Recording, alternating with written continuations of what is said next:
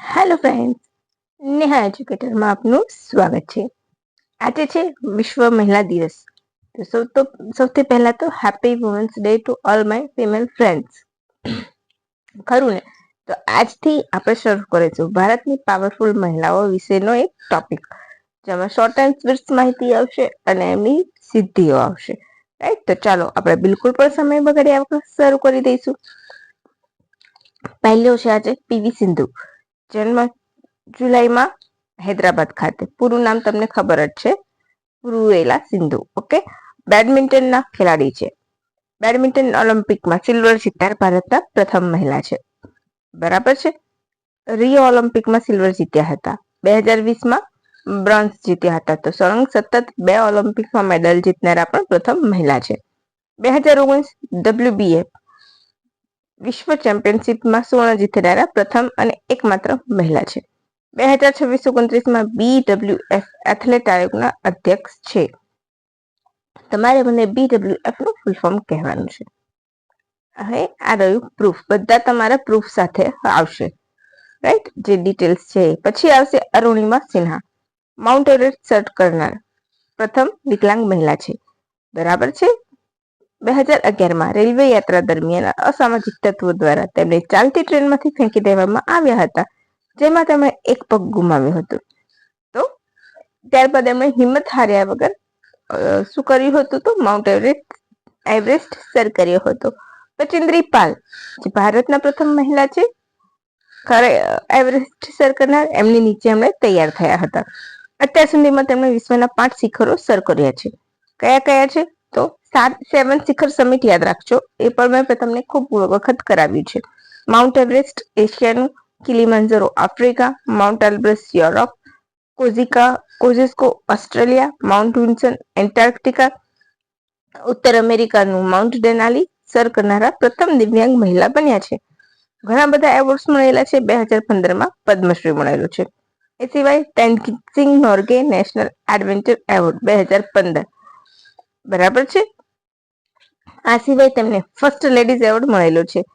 મહિલા અને બાળ વિકાસ મંત્રાલય દ્વારા આપવામાં આવેલ છે. બરાબર છે. એ સિવાય ઉત્તર ભારતનું યશ ભારતી સન્માન પણ મળેલું છે. તો આ અરુણિમા સિન્હા વિશે છે. આ એમના વિશે માહિતી. ઓકે, ચાલો. તન્વિશા, તો ગ્રેમી એવોર્ડ જીતનાર પ્રથમ ભારતના મહિલા છે. ભાગીદારીમાં લીધો હતો રહેમાન અને ગુલઝારની. ક્યારે? 2011માં. 2010માં. સ્લમડોગ મિલેનિયર છે, એનું સોંગ છે કયું? જય હો, એના માટે. એ સિવાય સાઉન્ડ ટ્રેક એવોર્ડ પણ મળેલો છે. વિવિધ ભાષાઓ જાણે છે.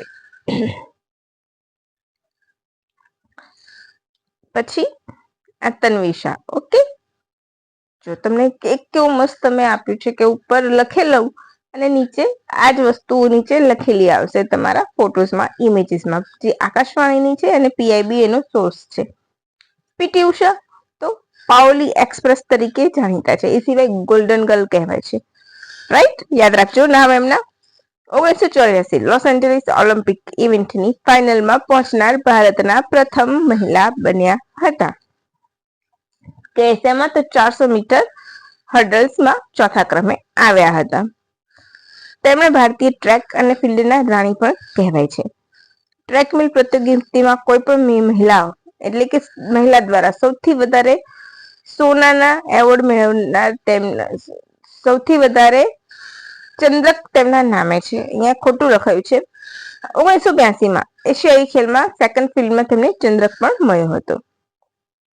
અને ભારતીય ઓલિમ્પિક એસોસિએશનના પ્રથમ મહિલા અધ્યક્ષ બન્યા હતા. બરાબર. પછી આવશે બુલાક ચૌધરી. તો માત્ર 5 વર્ષની વયે તેમણે તેમના કેરિયરની શરૂઆત કરી હતી. 5 સમુદ્રદ્વીપ પાર કરનારા દુનિયાના પ્રથમ મહિલા છે. 1991માં SAIમાં 6 સુવર્ણ મેળવ્યા હતા. સાઉથ એશિયન, રાઈટ, યાદ રાખજો. 1989માં લોંગ ડિસ્ટન્સ સ્વિમિંગ શરૂ કર્યું હતું અને ઇંગ્લિશ ચેનલ તરીને પાર કરી હતી. બરાબર છે. અને એમ કરનાર તેઓ વિશ્વના પ્રથમ મહિલા બન્યા હતા. ઇંગ્લિશ ચેનલ ઇનફેક્ટ તેમણે 2 વખત પસાર કરી છે. કેટલી વાર? 2 વાર. 1989માં લોંગ ડિસ્ટન્સ થી શરૂઆત કરી હતી, રાઈટ. પછી ત્યારબાદ ક્યારે તો 1996માં 81 કિલોમીટર સુધી મુર્શિદાબાદ લોંગ ડિસ્ટન્સ સ્વિમિંગ સ્પર્ધા જીતી હતી. 1999માં ફરી વખત ઇંગ્લિશ ચેનલ પાર કરી હતી. તેમણે 5 ચેનલો એટલે કે સમુદ્ર ધુની પસાર કરી હતી. કઈ કઈ?